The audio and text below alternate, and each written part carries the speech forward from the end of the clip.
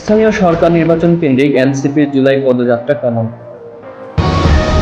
2025-এর চোখ ধাঁধানো আমেজ পেরিয়ে 2026-এ স্থানীয় সরকার নির্বাচনের প্রস্তুতি। গোপালগঞ্জ এড়ানো আর কুষ্টিয়া সফর স্থগিতর মাঝে কেমন হলো জাতীয় নাগরিক পার্টি এনসিপির তৃতীয় জুলাই পদযাত্রা? উপজেলা ভিত্তিক এই পদযাত্রায় কতটা সফল তরুণ নেতারা? 2024 সালের গণ অভ্যুত্থান থেকে জন্ম নেওয়া নতুন রাজনৈতিক দল জাতীয় নাগরিক পার্টি এনসিপি টানা দ্বিতীয়বারের মতো আয়োজন করেছে তাদের বহুল আলোচিত জুলাই পদযাত্রা। গণভোট বাস্তবায়ন, কর্মসংস্থান ও সীমান্ত সুরক্ষার দাবিতে আয়োজিত এবারের কর্মসূচি স্পর্শ করেছে দেশের 64টি জেলা। তবে প্রথম বছরের জেলা কেন্দ্রিক বিশাল শোডাউনের তুলনায় এবার এনসিপির মূল মনোযোগ ছিল তৃণমূলের উপজেলা ও পৌরসভাগুলিতে, যা মূলত আসন্ন স্থানীয় সরকার নির্বাচনের প্রার্থীর বার্তা পৌঁছে দেওয়ার এক কৌশল। আত্মপ্রকাশের পর 2025 সালের জুলাইয়ের দেশে 64টি জেলা শহরে একযোগে পদযাত্রা করে দেশ জুড়ে নজর কেড়েছিল এনসিপি। তবে চলতি 2026 সালে এসে দলটির কৌশলে দেখা গেছে বড় পরিবর্তন। এবার বড় শহরে জমকালো আয়োজনের বদলে প্রাধান্য দেওয়া হয়েছে উপজেলা পর্যায়ের মাঠে। ফলে সামগ্রিক লোক সমাগম কিছুটা কম মনে হলেও সাধারণ মানুষের ঘরের দুয়ারে পৌঁছানোর চেষ্টা করেছে এনসিপি। এনসিপির মুখ্য সংগঠক নাসির উদ্দিন পাটোয়ারি দৈনিক সওদাকে বলেন, এবারের পদযাত্রা লোকসমাগমগত দিক থেকে কিছুটা কম ছিল। আমাদের এমনটি লক্ষ্য ছিল।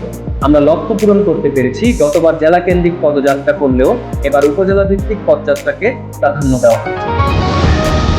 এনসিপির এবারের পদযাত্রাটি প্রধানত দুটি বড় জোনে বিভক্ত হয়ে পরিচালিত হয়। উত্তরাঞ্চলে নেতৃত্ব দেন মুখ্য সংগঠক সাজিস আলম ও মুখ্য সমন্বয়ক নাসির উদ্দিন পাটোয়ারি। অন্যদিকে দক্ষিণাঞ্চলের দায়িত্ব সামলান মুখ্য সংগঠক হাসমত আব্দুল্লাহ ও মুখপাত্র আসিফ মাহমুদ শরীফ ভূঁইয়া। তবে এবারের অভিযানে কিছুটা ব্যতিক্রমী ঘটনাও ঘটে। গোপালগঞ্জের এবার পদযাত্রার বহর না পাঠিয়ে কেবল দোয়া ও মোনাজাতের আনুষ্ঠানিকতার মধ্যে সীমাবদ্ধ রাখা হয়। পাশাপাশি 28 জুলাই কুষ্টিয়ার 2 উপজেলার নির্ধারিত পদযাত্রা কর্মসূচিটি স্থগিত করে দলটি। তবে কেন এই পদযাত্রা স্থগিত করা হয় সে বিষয়ে দলটি থেকে কিছু জানানো হয়নি। এনসিপির নীতি নির্ধারকরা বলছেন, জুলাইয়ের আকাঙ্ক্ষা নতুন প্রজন্মের কাছে পৌঁছে দেওয়া এবং শহীদদের স্মরণ করাই ছিল এই যাত্রার অন্যতম মূল উদ্দেশ্য। তবে রাজনৈতিক বিশ্লেষকরা রেখেছেন এর পেছনে সুনির্দিষ্ট নির্বাচনী কৌশল। স্থানীয় সরকার নির্বাচনের প্রস্তুতির অংশ হিসেবে এনসিপি ইতিমধ্যেই প্রথম ধাপে দেশের 100টি উপজেলা ও পৌরসভায় প্রার্থী ঘোষণা করেছে। মূলত এই 100টি অঞ্চলকে টার্গেট করেই সাজানো হয়েছিল এবারের পদযাত্রার গতিপথ।